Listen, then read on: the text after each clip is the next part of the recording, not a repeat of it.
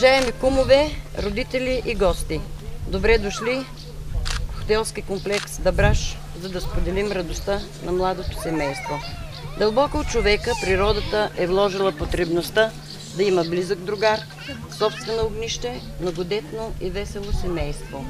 Водени именно от тези чувства, младежите Мариела Стоименова и Дончо Манев са заявили в кметство Сатовча, че желаят да встъпят в граждански брак. Документите са прегледани и уточнени.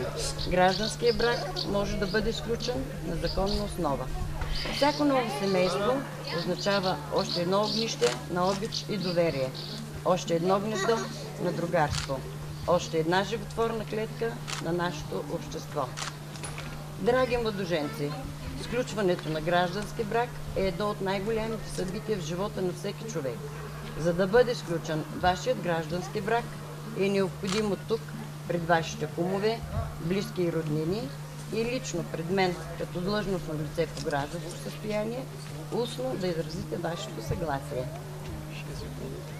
Госпожице Стоименова, вие съгласни ли сте да встъпите в граждански брак с господин Манев, като поемате голямата лична и обществена отговорност да създадете здраво и сплотено семейство? Да. Господин Стоименов, вие съгласен ли сте да встъпите в граждански брак? Господин Манев, вие съгласен ли сте да встъпите в граждански брак с госпожица Стоименова, като поемате голямата лична и обществена отговорност да създадете здраво, сплотено и многодетно семейство? Да. Семейство Маневи, вие убедени ли сте, че вашите избранници се познават достатъчно и че по собствена воля са решили да встъпят в граждански брак? Да. Благодаря. Горчива! Горчива! Горчива! Горчива! Още е рано да ги чува. Сега не хубавете! Горчива!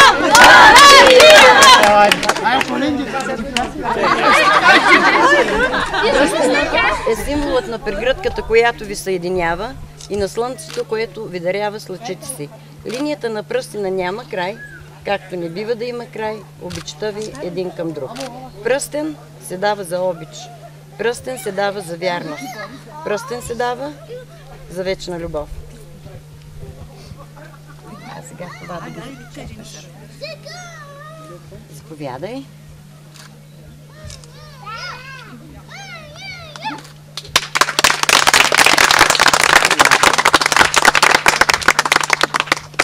Браво!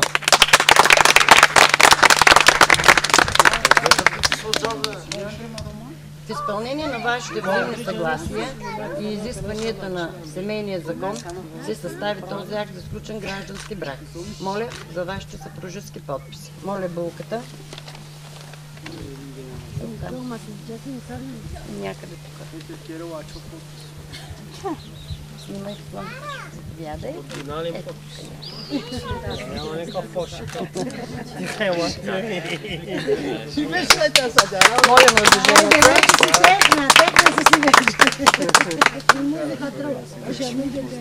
Да бехте мислили до сега.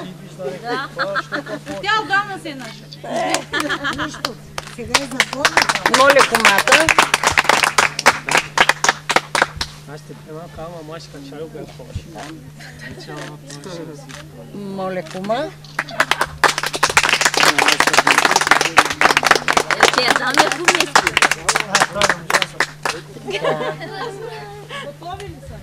От името на кметството, в качеството си на длъжностно лице и тъй като лично се убедих, че не съществуват пречки за сключване на гражданския брак, обявявам същия за сключен.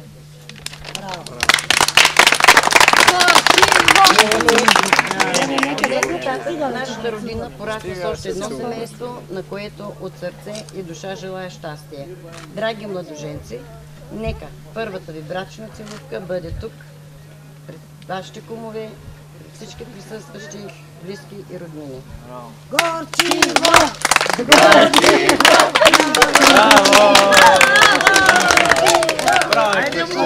Скъпи младоженци, обръщам се към вас един върховен момент от вашия живот. Вие току-що сключихте граждански брак. От днес нататък вие тръгвате рамо до рамо, ръка за ръка по житейския път. Извървете го с много обич и уважение. Нека чувствата, които ви вълнуват в този тържествен ден, ви съпътстват през целия живот. В живота на всеки човек, в живота на всяко семейство има радостни дни, но има и много трудни моменти. И едното, и другото споделяйте. Дръжте се ръка за ръка, само така ще постигнете онова, за което сте мечтали. От днес нататък вие имате и нови родители. Обичайте ги и ги уважавайте като свои. Така ще изпълните своя синовен дълг и ще бъдете добър пример за подражание на вашите деца. А сега пийте глътка вино и с радост си спомните за този тържествен ден. Време е на кома. Дори повече вече.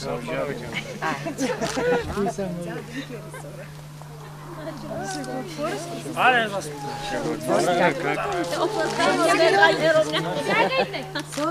Ще гърми пушки. Не, няма да страшно, как ще гърми така. Ще свалиш някакъв лица. Айде, куме, и първо, второ, стягай се. Демо? Той е тренирал. Не съм Вчера бе тренирал. хватила с един кум.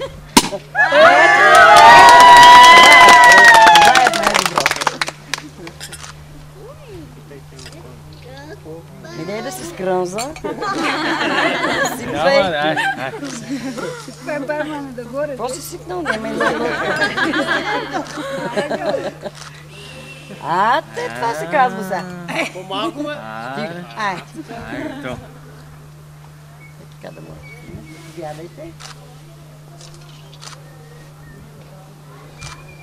На здраве. Няма да пием малко. Вие няма да пиете тук. Ще пиете вътре. Как ще допени малко и утре ще. Ще пиеш. Ти искаш, ама няма за теб. Ти вечно трябва всичко да правиш. Уважаеми родители, приемете с много обич и разбиране младото семейство. Предайте им мъдростта и богатият си житейски опит, натрупан с годините. Уважаеми кумове, вие сте законни свидетели на току-що сключеният граждански брак. Бъдете занапред добри приятели и съветници на младото семейство. Скъпи младоженци, от днес нататък вие сте равноправни членове на нашето общество. Бъдете така и в семейството. Помнете, щастието е във вашите ръце, но за него са необходими нежен допир на нежни пръсти. Уважаема вече госпожо Манева, от незапомнени времена жената е пазителка на всички ценности в семейството. Затова на вас ще връча първият семейен документ, голямата молба. Пазете го, пазете щастието, радостта и любовта в семейството си. Честито и на добър път. Сега като няма друг документ, за камерата ще връчи. Айде, изпълнен, може. Честито се.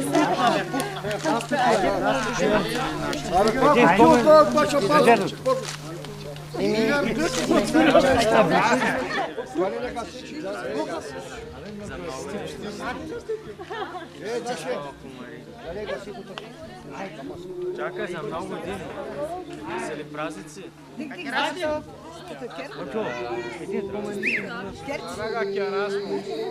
Я снимай да съм стария малко и да...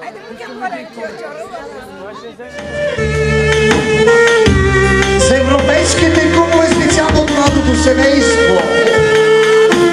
Ясе.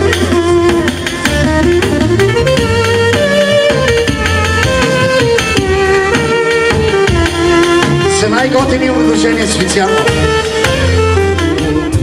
Шуна вене намаги домахина си.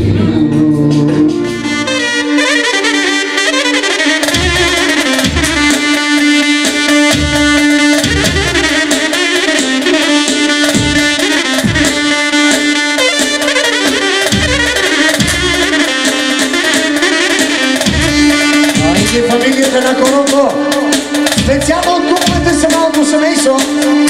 Ангелов.